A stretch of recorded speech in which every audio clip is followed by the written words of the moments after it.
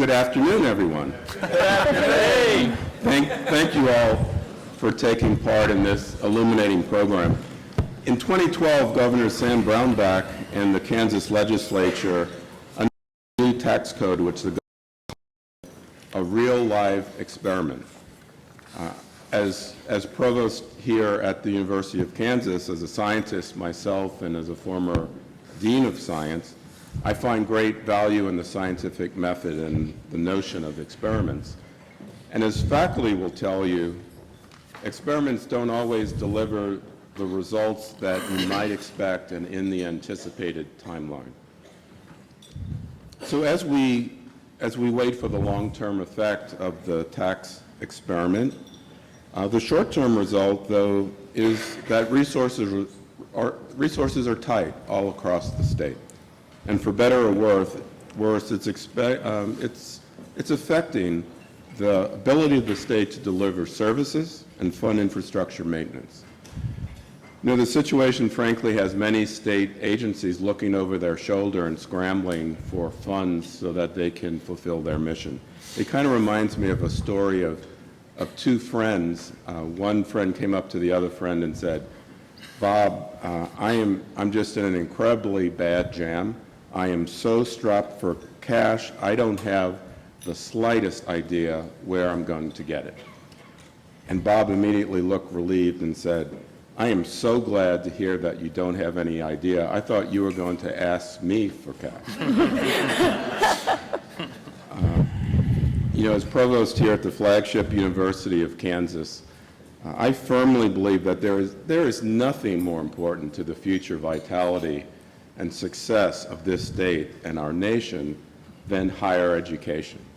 It is our seed corn for the future. And it's fitting that you're here today exploring economic prosperity at KU. This institution is actively working to address challenges and to identify new opportunities for residents of this state and this nation, as well as elevate our students through innovative programs and engaged learning. I've had the privilege of, at this institution, leading KU through the development and implementation of our strategic plan, which we aptly name Bold Aspirations. You know, it's a game changer here at KU, and I am just so excited about our strategic plan, Bold Aspirations. I keep a copy in my back pocket wherever I go.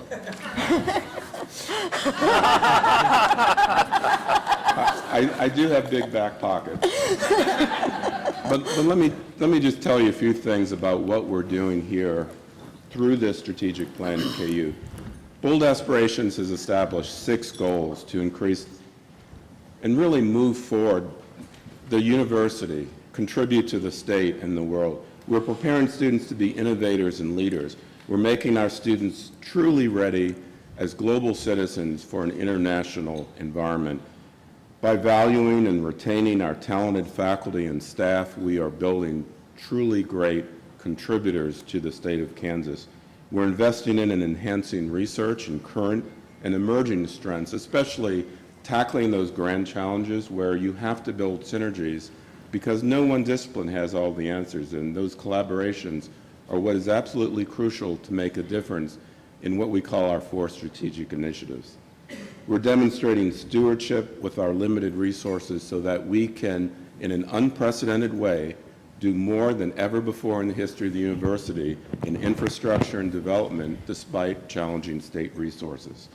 And we're engaging the public as partners in our scholarly activities. Our plan now is about to start its 5th year. It has changed the way students interact and learn here at KU, as well as the way KU works to involve the public, policymakers, and business and industry. So let me give you one example. KU's Bioscience and Technology Business Center, the BTBC, is the largest incubator in a multi-state region with facilities on what we call now our West Campus. We were going to start calling that our West District, the KU Med Center campus, and additional facilities near Wakarusa. The BTBC provides space for 34 companies. It employs almost 200 individuals.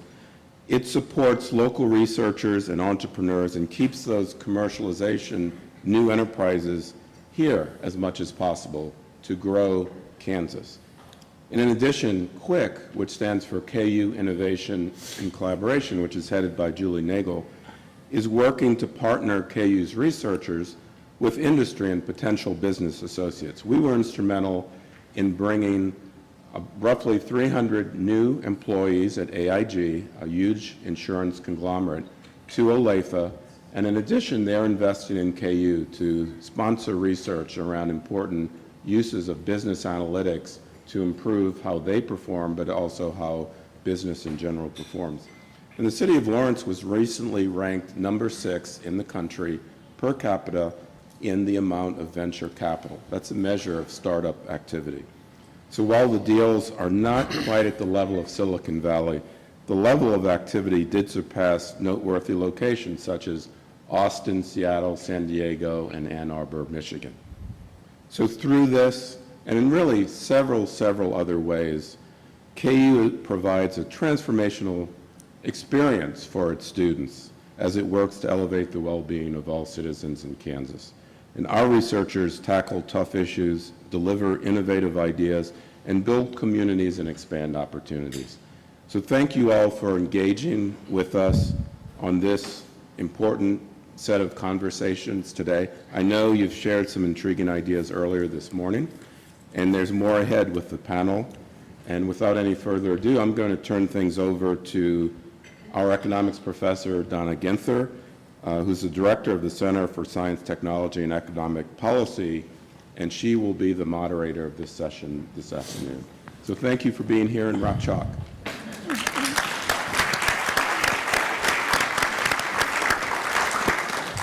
Thank you, Jeff. I'm glad that you're all here and stayed for lunch. First, I'd like to introduce the two panelists. On my right is Timothy Kane of the Hoover Institution. Tim's work touches on immigration and national security issues at Hoover, and he co-authored a book with Glenn Hubbard, yeah. Yes, on the balance about economic growth in the country. And on my left is Brad DeLong from the University of California, Berkeley, and the Washington Center for Equitable Growth. And Brad is a noted macroeconomist and economic historian, and has a famous co-author too, Larry Summers, or infamous, depending on your perspective. Being Larry's friend is never dull. And both of them are going to give brief presentations on their perspective on the issue of inequality and economic growth, and then we're going to have a discussion similar to one, and hopefully as lively as the one we had earlier today. So Tim, please. Great, thank you. So I believe there'll be a presentation overhead here. Oh, you have to go to the podium. Oh, I'll go to the podium. All right. So I want to say, first of all, thank you very much for having me, Donna. And it's really, I come from a basketball family. My father was recruited to play for Notre Dame in the mid-'50s. I had a cousin who was 6'9", scholarship athlete at Michigan State. My basketball prowess led me to the Air Force Academy, where I didn't play. So I don't really have favorites, but I'm always watching KU, and very exciting to be here for the first time. So thank you for the opportunity. Now let me see. That looks like Brad's. That looks like mine. Do you want to help me pop it up on the full screen? I think. Okay. Great. So I think this will get me to the next slide, or that. There we go. So we've all been riveted by this book, this best-selling book, which I've got to say is a little jab. I don't like the book. It's the least read book in Kindle history, so they can track how far people. So a lot of people bought it, but not a lot of people read into it. And but I read this sentence in it, and it's been sort of haunting me for a long time. It's actually 2 sentences here. So Piketty, as you all know, he's focused our attention on rising inequality in America, or in a sense, re-rising inequality. The inequality levels now, income inequality, and other measures of wealth inequality, they're essentially as bad now as they've been in the quote-unquote worst times. You go back to 1910. So his line here is, and the poorer half of the population are as poor today as they were in the past, with barely 5% of total wealth in 2010, just as in 1910. Now that sentence alone frustrated me because he's saying poorer. And Brad and I will agree, poorer is a lot different than being, as unequal. People are not as poor today as they were in 1910. I would rather be the poorest person in America, maybe second, versus one of the wealthiest in 1910. And we'll talk through some of the reasons why. I think you would all intuitively agree with me. But this isn't just a mistranslation. Piketty keeps hedging into discussions of poverty when he means inequality. And I think, in a nutshell, we should all care very deeply about poverty. That should be our first priority as human beings, to try to fight poverty. And inequality shouldn't matter, shouldn't bother us at all. This next sentence, though, is the one that really got me angry. An angry economist is not a good thing. Basically, all the middle class managed to get its hands on was a few crumbs. All right. I grew up in a blue-collar family. Mom was a lunch lady. I didn't grow up with my father. They were divorced when I was young. My stepdad, who I love dearly, worked at a grocery store. So when we got our first air conditioner, some of you in the audience may remember your family getting your first air conditioner. That was not a crumb. That was a big deal. I remember when we got our first microwave. I remember when my mom, for her birthday, got her first dishwasher. I should say our first dishwasher, because we did chores in the house. These aren't crumbs. And I think it's belittling to blue-collar Americans to just glibly call these crumbs. Now, as an economist, we're going to talk about inequality and how high inequality is. Brad may have some statistics. I don't like looking at statistics that show, for example, median household incomes are flat, even though GDP growth has been high. And we can nitpick over how households have changed. They're smaller now. They're older now. So when you correct for those sorts of things, when you also correct for, does income include transfers from the government? Are we pricing things correctly? Because these are all adjusted for inflation. Are those accurate? I think all those measures can get us somewhere correct, but they're missing 99% of the gains we've made. Because you can't really accurately price a DVD player in 2010 versus a DVD player in 1910, because they didn't exist, right? You can't even price cars in 2010 versus 1910, because for all intents and purposes, they didn't exist. I mean, the leading automobiles were revolutionary, but they were steam-powered in 1910. It's a different world we live in. And that really tells us how the quality of life has improved, and we've been effectively fighting poverty. And I'll try to race through the rest of the slides. Here's one big difference. First Model T was sold in 1909. So I'm going to be making an increasing effort on writing about this Piketty framing in the next year. And as I've looked into and done the research, he picked a really bad year for comparison. I mean, 1910 was a watershed year. It was a watershed decade in new things being invented that transformed lives. First Model T was sold in 1910, 12,000 sold. Sorry, 1909, 12,000 total cars sold. There's not a lot of vehicles. The total stock of vehicles in 1910 in the US was less than 500,000. Okay, so it was very rare for anybody to have a vehicle. Compare that to today, where across the US, 17 million are sold. That's not the stock, that's the flow. And there's just a shot of the interior. Compare which interior you'd rather be in. My kids would notice that one has a movie screen that descends from the roof, and the models in 1910 didn't have that. So quality's a big difference. Here, just a quick highlight of a few of the things that have changed. There's the car. We also see dishwashing machines essentially didn't exist. The first major dishwashing commercialization happened in the 30s or later. The world's first air conditioner. This is an ad from either the 40s or the 50s. Air conditioning was introduced to the public in 1925 in a movie theater in Times Square, or in a theater in Times Square, I should say. That's why people flocked to the movie theaters in the summers back in those days. That's the only place you could cool off, right? Here's a washing machine, circa 1910, all right, quite a bit different. A lot of this ties back to electrification of the homes, which was happening big time in the early part of the last century. And then this picture, in particular, I think is really fascinating. This is This is a British scholar named Keynes. Now, it's not John Maynard Keynes. It's his little brother, Geoffrey Keynes. Geoffrey Keynes was a big advocate. He was a surgeon in World War I.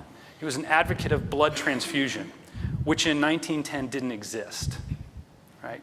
The main way to transfuse blood, because it coagulated, they didn't have a coagulant or an anticoagulant until 1915. So the main way for a blood transfusion was for a very wealthy person to pay a relatively very poor person to lever up one of the arteries, cut it, and have it sewn into their vein during a surgery, all right? So Thomas Piketty can't measure blood transfusion and how much that's transformed and saved lives, all right? Look at life expectancy and how those have skyrocketed, or as Brad will say, exploded. There's been a singularity in technological change since 1910. Now, can we measure that? Do these statistics measure that? I'd say this is a failure of economics, that we can't measure it, and we should be trying to do a better job of measuring this sort of technological progress. So this is my thought. Here's how we're going to solve it. Let's make a list of the things that didn't exist. Number two, ask people how much they value these things in an online survey, and then calculate the consumer surplus. So consumer surplus, we'll walk through really quickly what that is. What I realized is it fails to actually capture all the value that we're getting from these things. Okay? It turns out that doing this sort of a survey is controversial. It's a field called contingent valuation. I won't get too wonky about it, but how do you value the Alaska oil spill? Right? How do you value a park or clean air? These are things that some economists have been trying to do, and I tend to think, Brad, you'll agree, mostly left-leaning economists, and right-leaning economists will say those methods aren't valid. Well, I think they are valid, right? I think you need to try to value intangible things like the environment and technology. So standard economics, here's a demand curve, right? Some people would pay less for a thing, some people would pay more. There's a market price, and consumer surplus measures the economic value that I can get from something. I may pay, I don't know. Oh, this is going to automatically roll through some of these. I may pay more for Superman #1 than you would. I'm a big comic fan.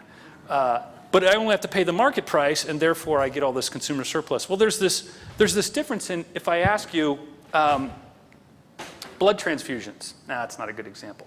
I asked my mom how much she would pay, or how much I would have to pay her to give up air conditioning, right? So in the very first iteration of this survey, I said, how much would I have to pay you to take away 20 products for a month? And my mom, it turns out, acted very much like the classic person in literature. She was saying, 0. I'm tough enough, Tim. I can handle that. I could do without that. I could do without that. And then I said air conditioning was one of the items in the survey. Mom said she lives in Central Florida. $9 million. Okay. So that's not very honest, and people will give these wild examples. So we need to think about how to do a contingent valuation survey in a way to elicit more honest responses and get away from the protest zeros so that we can figure out what this value curve is, and then I can tell you, quantify for you how wrong Piketty is. So here's the question that I came up with. We extended the time period from 1 month to 1 year, so it's not a metric of your toughness or going camping, isn't it fun to get away? 1 year is a long time. Imagine you agree to stop using this item for 1 year in exchange for a monthly payment. How much would you be willing to accept in dollars per month not to use the item starting right now? Now, to elicit more honest answers, I'm going to show you results from a pilot study I did. This will be deployed, now moving beyond pilot stage. But the methodological twist I have is to offer people a prize. You get I gave $222 to my pilot group for whoever gave closest to the median answers. Now they've got a consequence to give something that's more honest and accurate, right? And I think you might all say, you're going to realize what John Maynard Kane realized in the general theory, that people will then guess to the median instead of guessing honest reflections. That's okay. A good, accurate median answer will tell us how much real value we're getting. Turns out I didn't have a completely flat value curve. There was still tilt in it, but that's still got a good median response. Here are the results I got from my pilot group. So this hasn't been published, it hasn't been peer reviewed, but I think it's highly indicative of high quality information we're getting. Median highest was indoor plumbing. That means no dishwasher, no hot shower, no other things that you probably use daily. Car was number 2, and internet was number 3. Reason that's fascinating is some people, like our friend Tyler Cowen, think the internet is actually overvalued. I don't. I think the internet's undervalued. Sure, people don't pay for it on airplanes, but that's because they can deal with living without the internet for a few hours. But talk about giving it up for a year, turns out it's highly valuable to us, right? Add this up, $11,737 a month, $140,000 a year. That's 3 times average income, which means we're talking about value that's not captured in GDP, that's 3 times bigger than GDP. That didn't exist, for all intents and purposes, in 1910. Okay, so we're mismeasuring how wealthy we are, and we have some misguided policy responses to fix inequality that actually can hurt growth and hurt the increase in this kind of value. I think that's something you need to keep in mind when we have this larger conversation. That, I believe, is, yeah. I'm going to save that last slide when we get into a more in-depth talk about inequality. Maybe I'll ask to have it put up. So okay. Thanks for letting me talk, and I'll turn it over to Brad. Okay, thank you.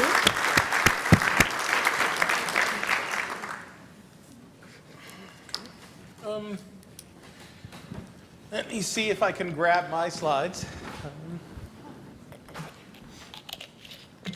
Off here.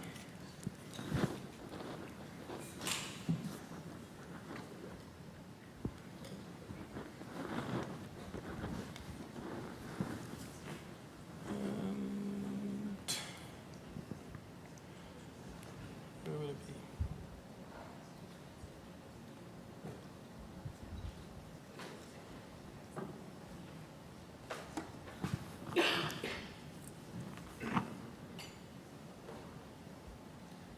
Okay.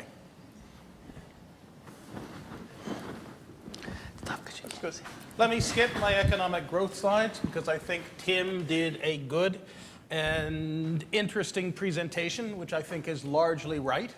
You know, that relative to it's conventional to kind of benchmark what pre-industrial standards of living were to something like $500 per year in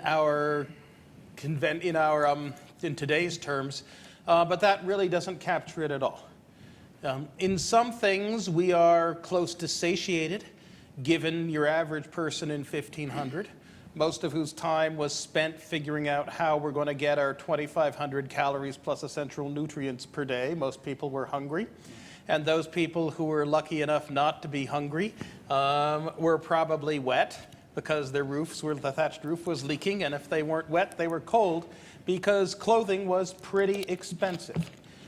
The fact that when you read, say, the Odyssey, if you read it carefully, you know that pretty much every woman who you're introduced to is either a servant serving someone, or if they're not the Princess Nausicaa and her friends playing on the beach, they're at their loom. Penelope's at her loom. Helen of Troy is at her loom. Helen of Troy is not sitting around being spoiled and pampered by people as the most beautiful woman in the world. Helen of Troy, Queen of Sparta, is at her loom, making the clothes for the household. So if you weren't hungry, wet, or cold, well, it was probably because you belonged to a society that practiced fairly significant female infanticide one way or the other. And that was how they were keeping their numbers down, and that's also not a terribly happy life. We've done absolutely wonderful and magnificent things with economic growth over the past 3 centuries, and we should treasure them. But let's look at America today. Let's look at what Raj Chetty and his many co-authors have been doing, trying to squeeze information out of data, and they're as very careful as they can be. And you find you move a child whose parents are at the 25th percentile of the income distribution. You move a child from St. Louis to Kansas City for 1 year, and that boosts their expected earnings at age 26 by 0.36%. Move one from Louisiana to Minneapolis, and it's 1.5%.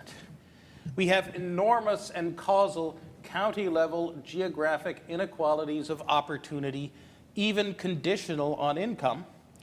And we have an awful lot of inequalities in how well you do in life that are conditional on your parents' income and your parents' status, and who your parents knew and when your parents happened to know them. The fact that both of my parents went to Harvard had something to do with my being able to go to Harvard, which had something to do with my meeting Larry Summers his very first semester as a kind of economics professor, which has paid enormous dividends to me throughout my life in terms of opening up doors and also teaching me an extraordinary amount.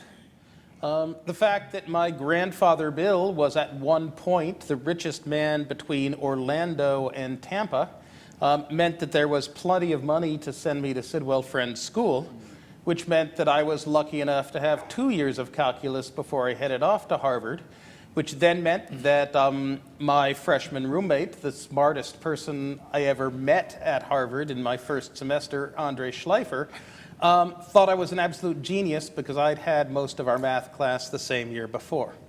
And ever since, Andre has had a greatly elevated view of my intelligence, and that has significantly aided my career as well. Can't complain. I'm in the super Minneapolis side of this graph. Life has been very good to me. Life's not good to an awful lot of Americans. And that matters. And maybe you could argue back in the mid-1970s that it doesn't matter that much. You know, back in the mid-1970s, as best as Thomas Piketty and Emmanuel Saez can tell, and they are being as very careful as they can, say if you were in the top 1/100th of 1% of the income distribution, your income was maybe 50 times that of the average American. If you were in the top 1%, your income was maybe 8 times that of the average American. Then you could say that's significant inequality, but that's not overwhelming inequality. And inequalities of opportunity that are tied to what we might politely call sociological questions, race and gender, seemed almost surely to loom larger. And poverty, by the standards of mid-20th century America, almost certainly loomed larger. Inequalities in income and wealth really didn't seem to be that big a deal in the mid-1970s. They're a much bigger deal now. When your person in the top 100th of 1% has not 50 but 500 times the income of the average American. When your person in the top 1% has not 8 but more like 20 times the income of the average American. Think of the difference of George Romney, Michigan governor and American Motors CEO, who has a summer camp up probably on the northern peninsula of Michigan somewhere on a Great Lake, and a house in Grosse Pointe which has maybe 3 extra rooms, and the rooms are bigger, but he doesn't drive a brand new late model expensive car because American Motors produces the Nash Rambler. So he has to drive a little putty putt-putt. But the difference between that and the lifestyle of his son Mitt Romney, CEO of Maine and governor of Massachusetts, of whom the Republican political operatives in 2008 said we can't pick him as vice presidential candidate, even though he's most qualified. We can't have a ticket where the two of them own more than 20 houses among the two of them. Things that we would not have worried too much about in terms of income and wealth inequality back in the mid-1970s, now they loom much, much larger. And they loom much, much larger for a number of reasons.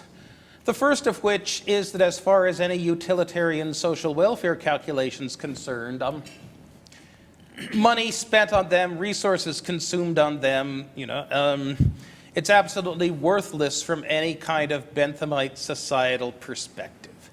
Right? Even for someone like me, if we were to take $400 that my wife and I would be to use for a once-in-a-lifetime trip to eat dinner at the French Laundry, and if we would divide that up into 10 $40 packages, so 10 mothers on TANF could actually take their children out and feed them everything they want, it's very hard to see that as not a big win-win from the perspective of America as a whole.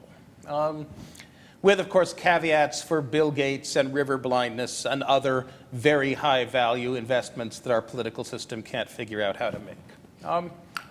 So we care negatively about extreme inequality because it's a subtraction from useful utilitarian spending. And we also care because they like to use their wealth to disrupt opportunity, especially when they care about their children, whom everyone does, and try to see how can I use my wealth to give my children an edge, and also how can I use my wealth to tweak the political system so that, say, I get to be one of the 300,000 that manages to take advantage of the pass-through loophole. That's disruptive to good governance, and that's also disruptive to the circulation of talent, to the allocation of the right people to the right jobs that we need in order to get economic growth growing faster. So right now we're paying an awful lot more to our top 1% and to our 0.01% than we were a generation and a half ago. And is it working? And the answer seems to be certainly not. Our economic growth has slowed down significantly from what it was back in the high days of social democracy in the 1950s and 1960s. And back at the start of the 1980s, you could take a look at the 1970s, that huge period during which output per worker doesn't grow much at all, and say that social democracy as we knew it after World War II is tapped out, that there's time to try something else, that we really do need to create a society in which the talented are rewarded much more, and in which there's much less interest in leveling the income distribution. Well, we had changed policies in considerable ways to try to make that happen. And the increase in inequalities we've seen since then has been clear that it seems to have worked there. But, we haven't gotten the faster growth. And we are paying a significant price. Now, I agree with Tim that there is this somewhere between 1% and 3% downward bias in measured statistics of income growth, given our inability to measure new goods and new types of goods. And that to say that middle and working class standards of living have been flat since 1975 or so is overstating it. But you take a look at something like our life expectancy by county graph. Changes in women to the left, changes in men to the right, places where there has been a significant increase in life expectancy in blue, more than 1 year, places where there's been a significant decrease, more than 1 year in red, places where it's effectively zero in yellow. You look at this graph and you look at the left graph, and I at least freak, right? That throughout a very large portion of our country, fortunately, a portion where only a little less than a fifth of America's population lives, life expectancies for women haven't moved significantly at all or have declined since kind of the mid-1980s. Men are still doing considerably better, in large part because we're stopping smoking, which we did more, and they're getting somewhat healthier. But still, look at the left and think, is this an economy that could use a significantly more egalitarian distribution of wealth, right, and the power to purchase stuff to accomplish your purposes? I find it hard to look at this and think we're paying no price for increased inequality over the past generation. And let me stop there. Well, thank you very much for both of those provocative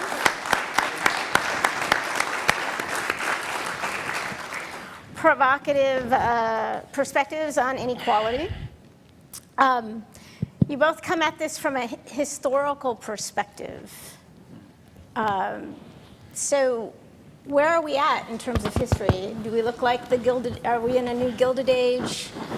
How do rates of poverty compare? How do rates of inequality compare to previous eras in the US economy? Well, do you want to say relative or absolute? Both, If right? you want to say relative, then Thomas Piketty is right that the kind of middle class and the working class are back to crumbs. But as Tim will point out quite correctly, some of those crumbs are absolutely huge and massive crumbs. And then looking at the life expectancy graph, and also when I consider the fact that, that kind of unusually for when I'm between the Sierras and the Appalachians, right now I'm the fattest person in a room with as considerable numbers of people in it. Kansas University conference attendees are significantly fitter than your average kind of Southerners, Midwesterners, even Mountain Westerners. So congratulations, you're doing something right, at least in physical fitness. But right now, as best as I can calculate it, most of our agricultural workers are in a sense creating taste and art rather than 2,500 calories plus essential nutrients.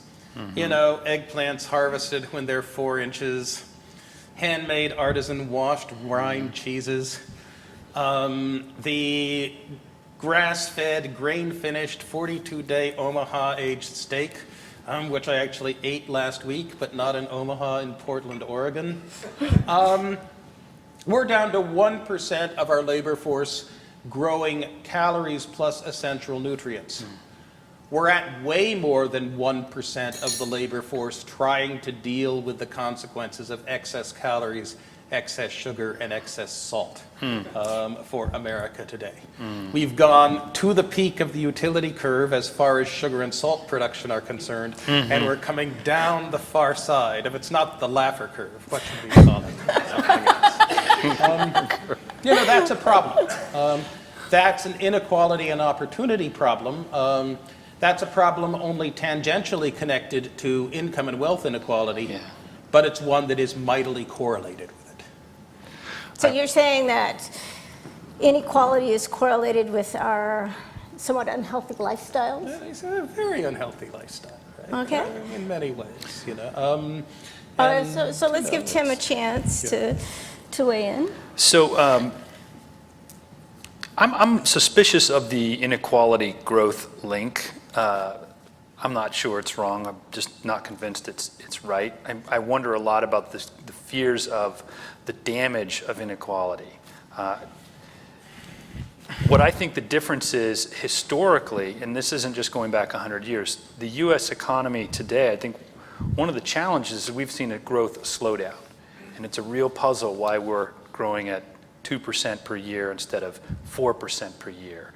It's easier than ever to, in some senses, to invent things. You've got the internet should be this great equalizer of brains accessing what other human brains are doing or have done, come up with new combinations.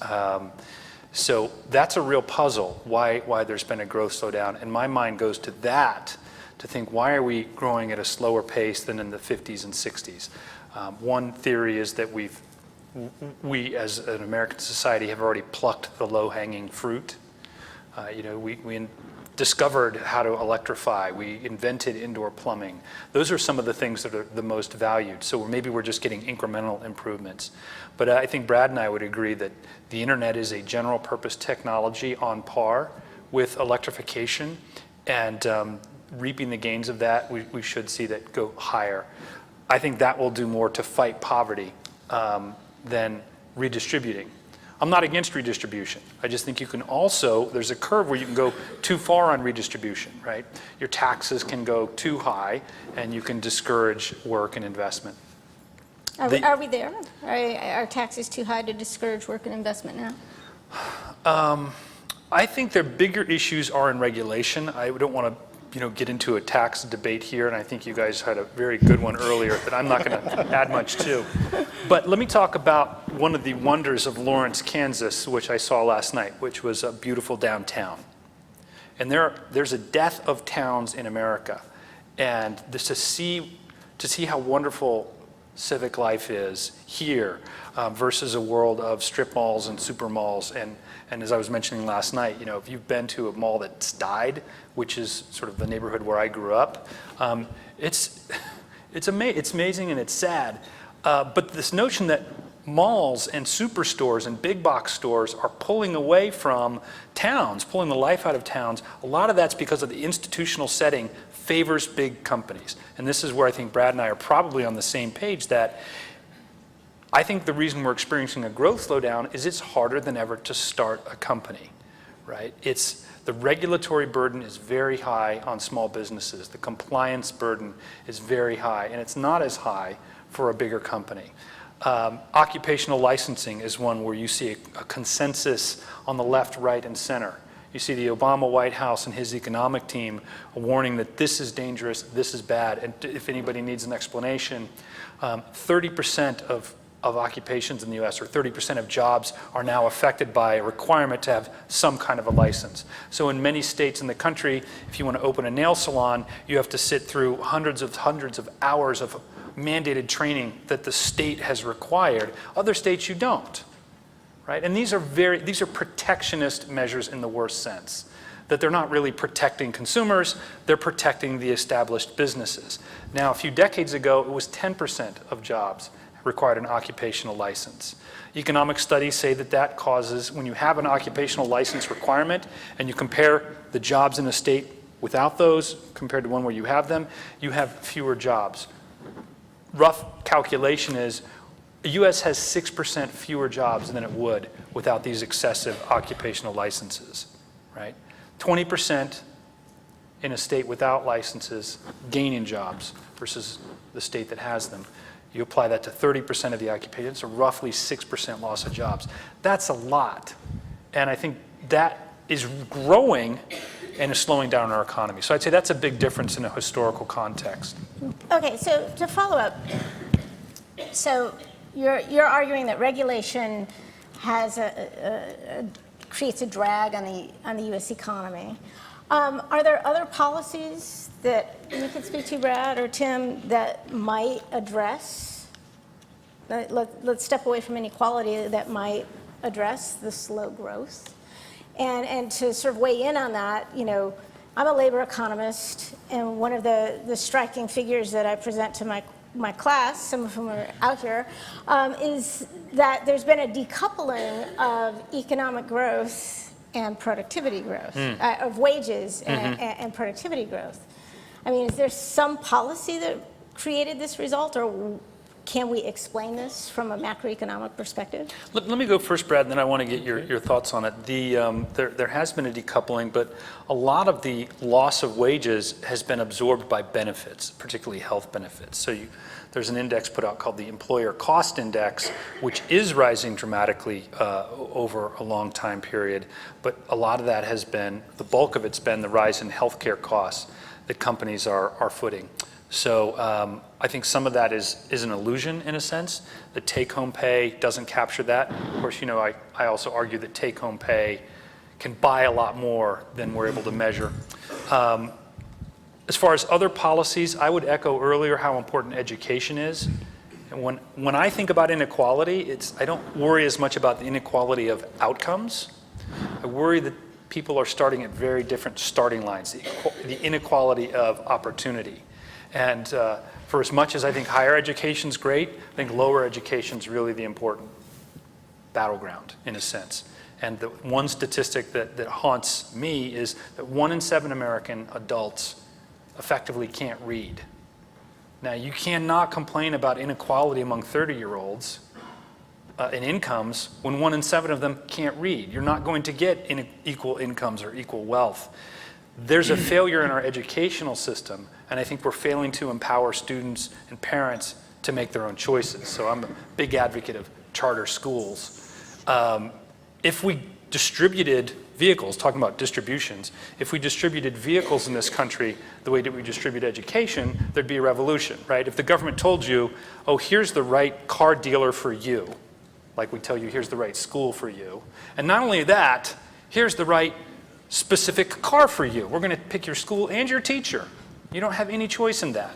And I'll tell you, standards are great. I'm a neutral on Common Core, but everybody among the moms and dads that are picking their kids up from kindergarten, and I've done this 4 times now, they know who the good teachers are. And you tell them, yeah, we got Mr. H, instead of Mrs. Z for second grade, they're like, oh, well, there's always next year. I mean, we know who the good teachers are, and we don't have the power to choose them. Now, I'm sorry, you tell Joe Sixpack, which is my dad, that he doesn't get to pick his next car, there will be a revolution. Bernie Sanders, that's all you need. So. Now, on that thought, Millions of thoughts. right, They pick up the growth and benefits thread. okay. That for my daughter's final pediatric appointment, we took her to her pediatrician. Wonderful woman, wonderful practice. He'd had it since she was, 2 to 18. We go in there, and there they are. There are 2 nurses. No, there are 3 nurses. There is 1 doctor there. One of the 5 who works. It was a slow day. And there are still 5 secretaries filing paperwork to get the insurance companies to pay the insurance that they were supposed to pay through the employer-sponsored benefits that all the customers at Lawmer and Pediatrics had. And of course, shadowing the 5 administrators at helping the 4 medical professionals at this doctor's office, there are 5 other administrators on the insurance company side trying to figure out how can we possibly issue an incomprehensible explanation of benefits that pays as little as possible of this claim and yet induces the people who we're sending it to go away. Excess administrative costs in the American healthcare system relative to single-payer systems elsewhere in the world, or indeed relative to Medicare, now up to something like $600 billion a year in total. And so back in the early 2000s, Mitt Romney got together a bunch of unelected healthcare bureaucrats in his state, Massachusetts, including some of my friends and former research assistants, and tried to figure out how are we going to stop this, how are we going to save on this over the long term, and how are we going to do this in a way that will effectively lighten the burden of administering the social insurance state that we have placed on big firms ever since we accidentally backed into this particular system during World War II, when Henry J. Kaiser decided that he could evade John Dunlop at the War Labor Board by offering his workers at the Kaiser steel and ship mills free doctor services in addition to their pay. And what Romney came up with, and his unelected bureaucrats, was exchanges and benchmark reference benefit levels, and a requirement that if you were going to sell your health insurance policy on the exchange, well, then you had to offer it to everybody at a community rate to avoid the health insurance companies cherry picking of just the people who are going to be relatively low cost. And the hope was that A, this would greatly increase the amount or the number of people with health insurance, so doctors and hospitals wouldn't have to play the game of hide the ball and charge someone else to cover the costs when someone came in uninsured. They hope to avoid adverse selection on the consumer side as well by requiring that individuals take what was in 2004 a Republican responsibility principle of not being a freeloader, now the hated individual mandate.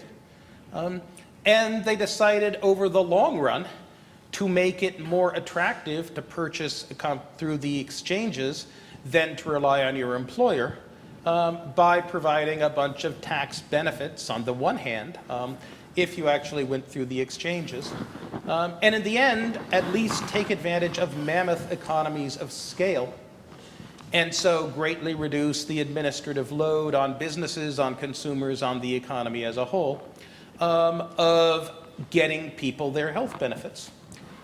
And then in 2009, Obama picked up this Romney Care in Massachusetts plan that seemed to be being implemented quite well and ran with it.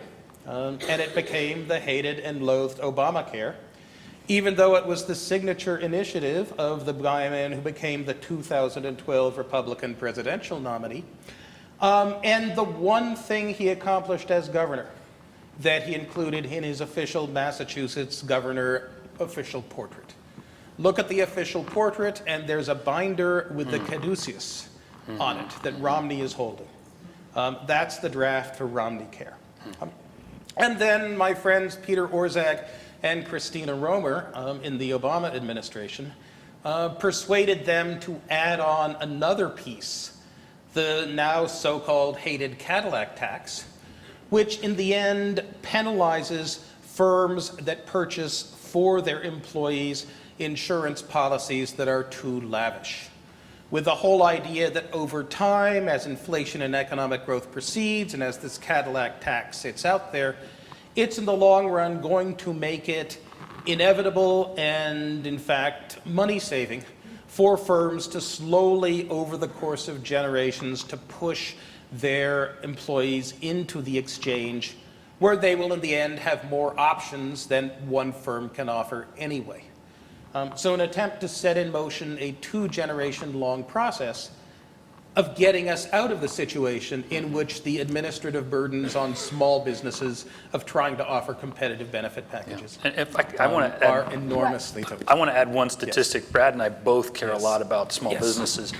When Jimmy Carter, the hated Jimmy Carter, was president, 1 in 6 companies in the U.S. were startups every year. It's a very healthy rate. Yeah. Today, it's 1 in 12, and it's gone down under every president. So this is a very bipartisan negative direction, Yes. just to show you the scope of how hard it is. So if we want to preserve downtowns like we have here in Lawrence, then we need to think more about startups and how hard that regulatory burden is and the benefit, the paperwork benefit that big companies get. But I mean, perhaps the most interesting road not taken is one in which Mitt Romney and the Republican Party took ownership of Obamacare in September of 2009 and said, now that Obama has dropped this public options, single-payer Trojan horse nose under the tent, what we really have here is we really have Romney Care.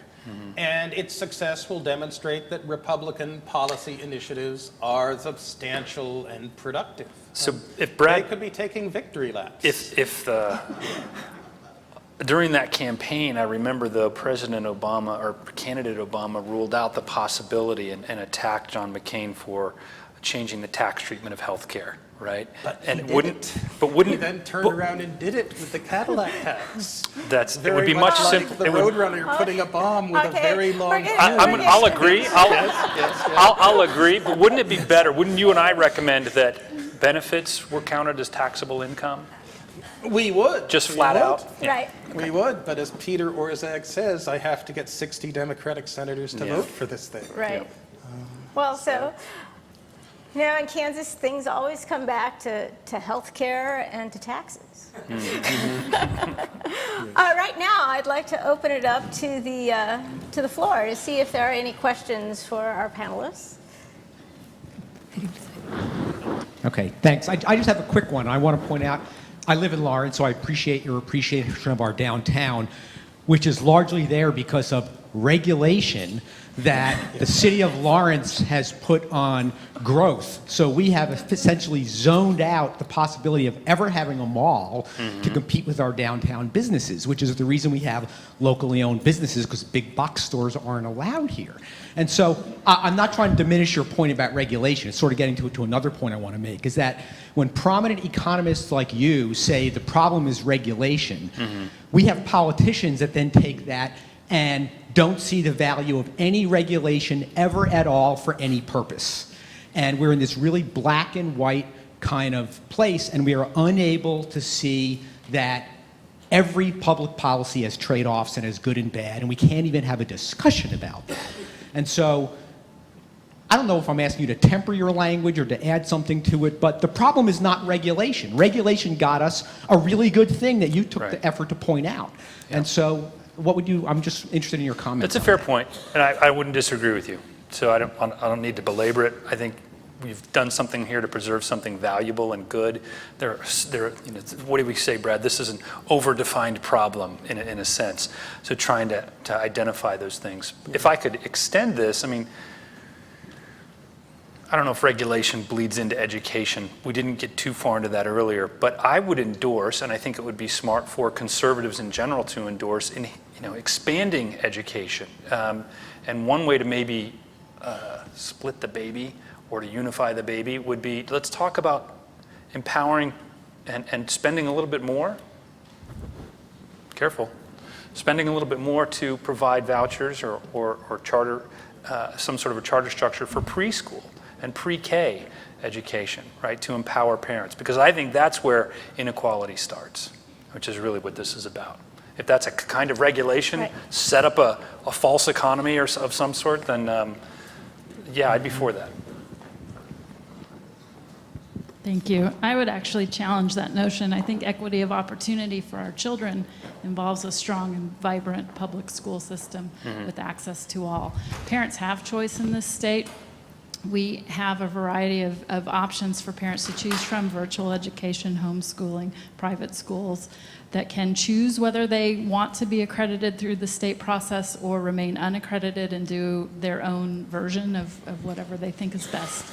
The problem with the bills that have been introduced in the state is they're talking about the use of public taxpayer dollars and putting them into programs and proposals that have no accountability to the state for how they're spending those funds. So I think it does get back to equity of opportunity for all children. Good. I can't speak on the particulars. I think if you could look at any program, and if it's not somehow changing the fundamental structure of weeding out bad teachers, which is really the curse of inequality, when some kids are stuck in bad schools or stuck with bad teachers, that's a gross inequity. And any reform, any education reform plan has to take that seriously, and you probably need to take on then the teachers' unions. And I don't know the particulars in here at Kansas at all, but that's important. Stephen.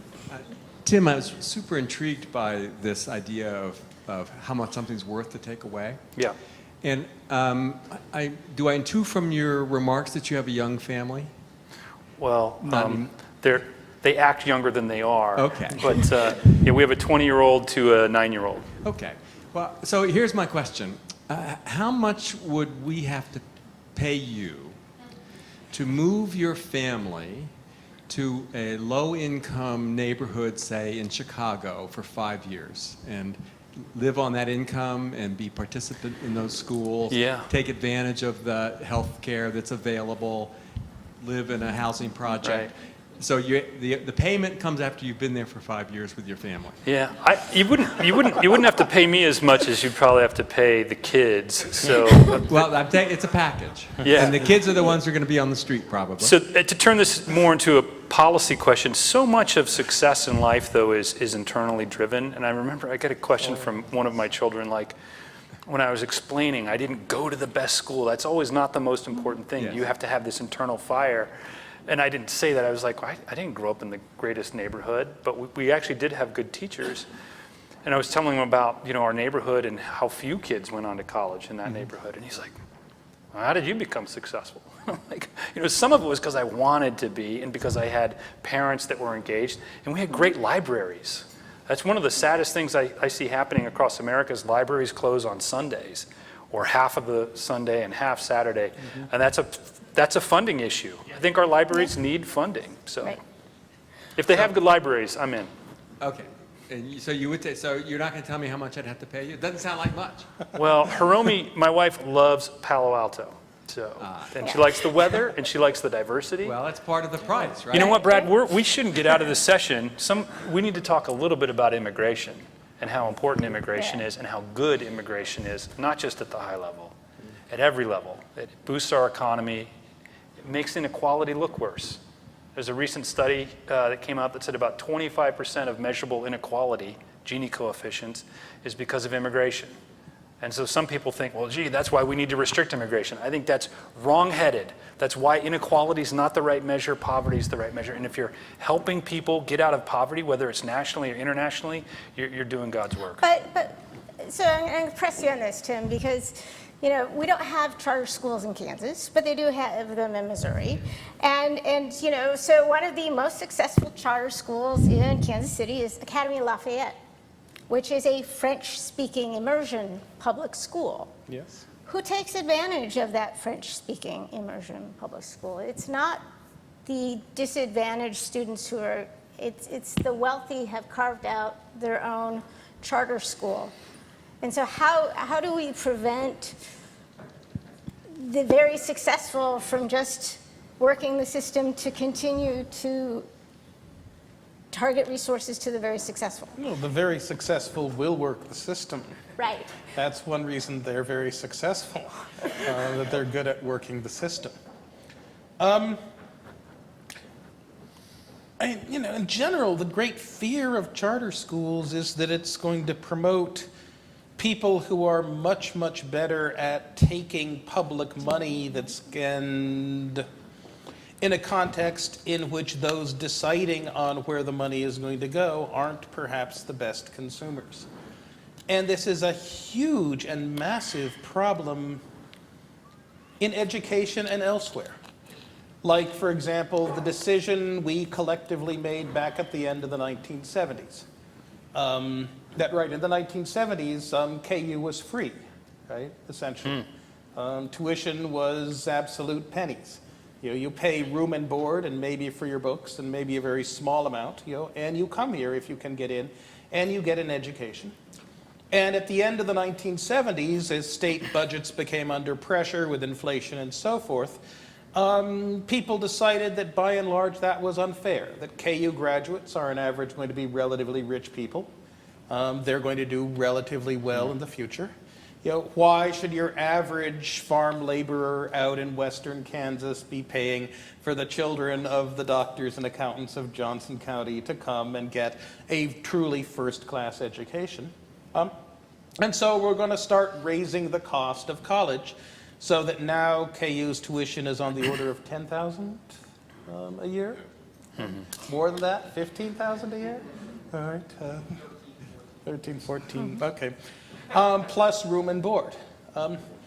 And this policy seems to have had horrible consequences.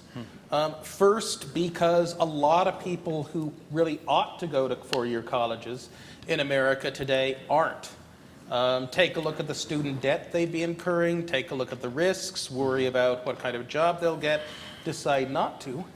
And so this current cohort of 18 to 22-year-old males in America is the first of native-born 18 to 22-year-old males, is the first cohort of 18 to 22 native-born males that is actually going to have less education than their predecessors a generation ago. And in a country that's losing the race between education and technology, that's a bad thing.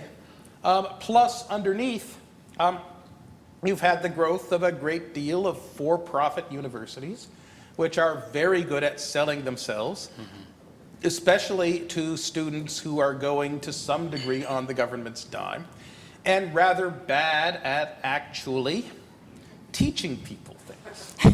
The University of Phoenix and Stanley Kaplan University are, I think, right now, our two poster children for national shame. Although the national shame has not yet extended to what was Stanley Kaplan University's major protector for 40 years, the fact that Berkshire Hathaway put it in the same corporate box as the Washington Post. Can you say rent-seeking society? Can you say social dissipation? Yes. There are grave problems wherever we have consumers who are not doing repeated games in a context in which social learning and diffusion is large, immense, and public. And so while the market does very well in terms of getting good commodities to informed consumers who at least know what their neighbors are purchasing in most areas of the economy, you go to higher education. You go to, perhaps to school choice. You go to pensions. That the collective alpha of the geniuses of Wall Street is the negative alpha of all those people trying to invest their own 401ks and doing so badly. You go to health insurance. A huge bunch of sectors of the economy, where market failure is going to be significant, and where proper design of a government to do significantly much better produces problems that are genuinely problems from hell, because the devil is truly in the details and the devil is not your friend. Right. So I'm going to take one more question from the audience. Well, I had the last question before lunch. I'd like to say that I was here at $175 for all the hours you could take in 1969 in this ballroom. So I'm the beneficiary of that. But I think that the core question that you got back to, that I think addressed your point, Tim, is that seemingly charter schools, and Kansas does have charter schools, they are under the control of local school boards. They are not authorized by other agencies or groups.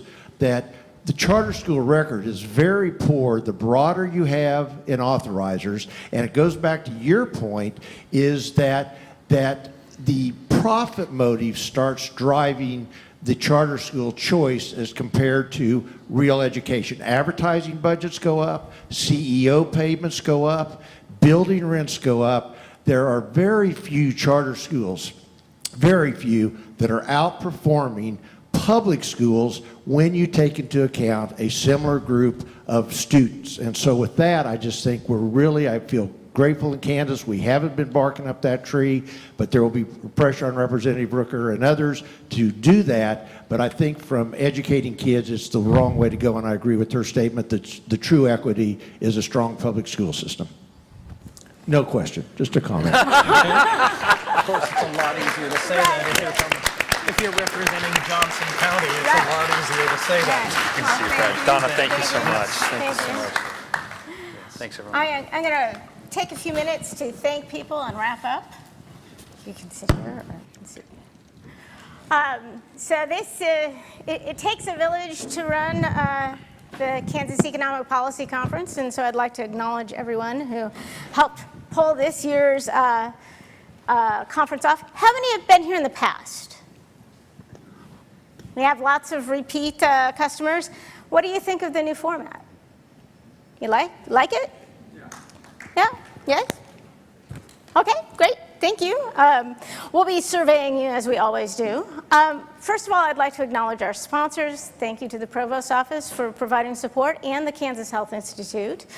And I would like to thank our presenters who had to work harder, I think, a little bit than just doing a presentation. They had to think about the questions and be willing to put themselves on the line with respect to sort of answering tough questions.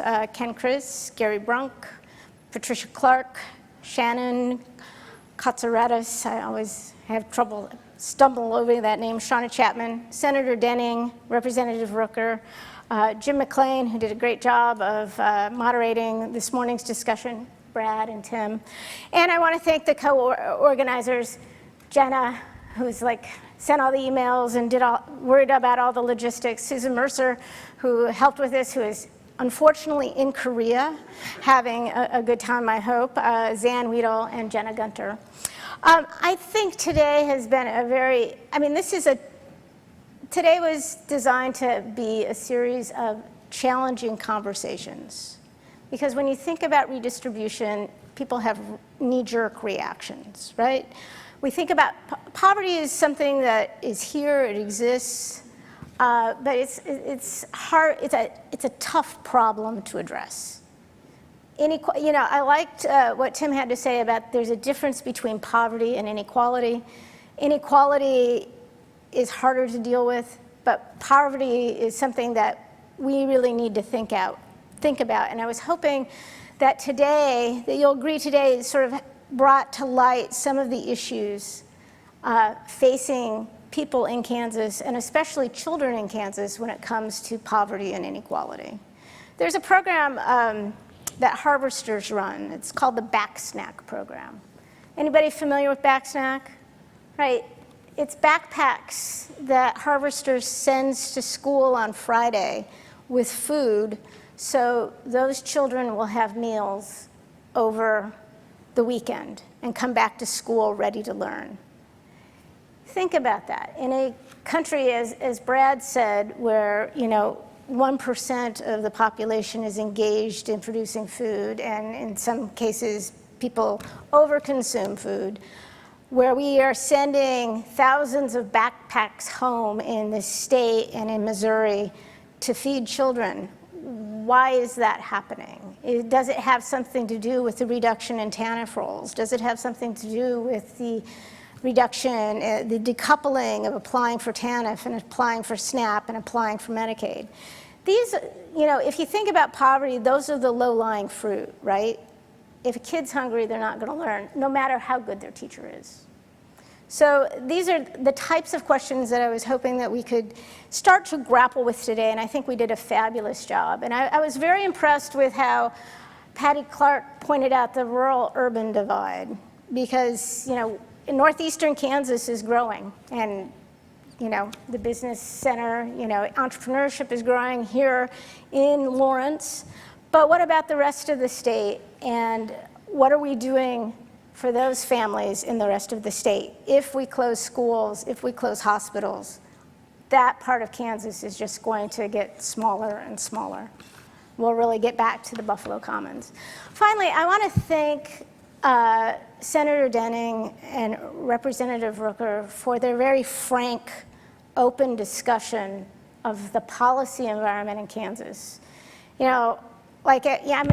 We're employees of the university are state employees, and so what happens with the budget affects us. And so, we were just like everybody else reading the newspaper reports of what was going on in the legislature as they were trying to come up with a balanced budget, which is mandated by law. I mean, this is not going to go away, and if there are any ideas about how we as citizens can sort of help the legislature come to a consensus about fixing this budget hole, because we can't address the pressing issues of the state, half the budget going to education, a third going to Medicaid, without sort of fixing that budget first. And finally, I want to thank Brad and Tim for coming here from California. Brad's all over the country. Sometimes he's in Kansas City, for coming to have a very, frank debate about these issues. I mean, some of this bordered on econo-speak, which the economists in the room understood. But I think that, there are very different perspectives, and there are very different sort of prescriptions for how we might address inequality. Could it be that the student debt burden is responsible for a reduction in startups, right?